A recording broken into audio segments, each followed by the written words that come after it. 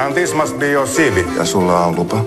Lupa. Oleskelulupa. B-lupa ei riitä. Onko sulla B-lupa? Ei, kun en mä tarvitse mitään lupaa, vaan suomalainen.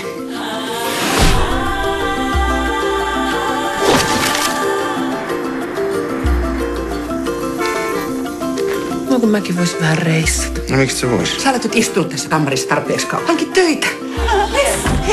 Ida on ollut vähän masentunut. Mä olen hänen lääkärinsä ja mulla on vaitiolovelvollisuus. Pipsa on muuttanut meille vähäksi aikaa. Sillä on kriisi. Lainaatko autoa? Sä lähdet pienistä suutu.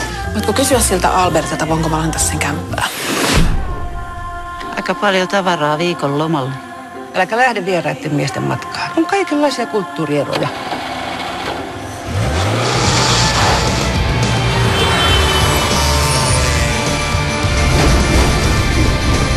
Hello.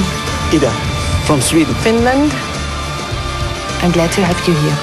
Do you want a massage? What? Miten sä voit ottaa? Ihan hyvin. Sä olet tehnyt mut sairaaksi. Silloilla tuulee lämpö painuun ollaan.